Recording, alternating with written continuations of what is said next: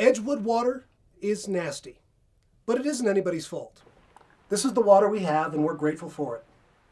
It coats the inside of our pipes, fills up our water heaters, and coats our fixtures. Soap doesn't lather very well, and most people don't like the taste. It can be made better. The hardness can be removed. We do it with water softeners that use salt. However you do it, it's expensive to treat at home, and it's expensive to treat at the source.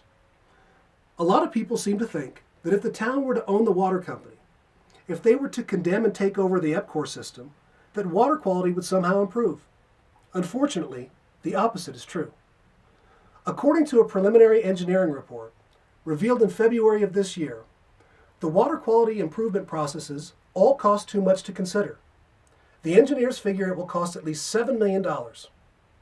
After the expense of acquiring the EPCOR water system by condemnation for more than $12 million, a figure that we think is low, as we've explained in prior videos, improving water quality is out of the question.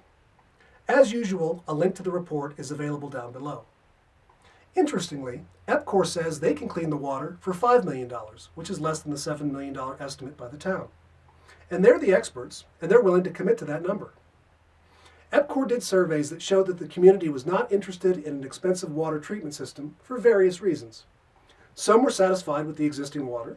Some were content with their own solutions, including in-home water softeners installed at great expense. Some people, I think, were just worried about runaway costs and regulations. Others have health concerns.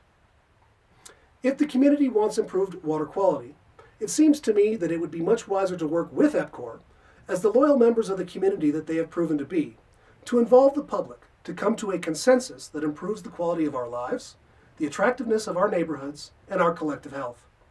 To me, that would be a more appropriate exercise of leadership by this town government.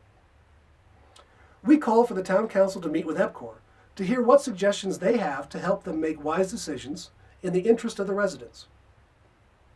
The question needs to be asked: who pays for improving water quality? The EPCOR-owned water system extends beyond the limits of the town of Edgewood and goes into Torrance County. And it's not the only water company in Edgewood either. So who pays for improving water quality?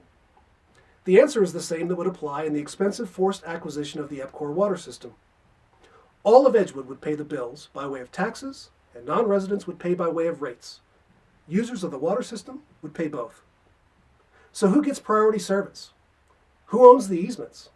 What kind of legal or code enforcement authority does a town have outside of its boundaries, or even in another county? Who will permit the construction? All of these questions need to be answered, and there are bound to be conflicts. These differences need to be resolved in the light of public awareness, and not, as now, in secret, by a handful of people whose interests are not the same as ours. This is Adrian Terry, brought to you by Citizens for an Open and Responsible Edgewood.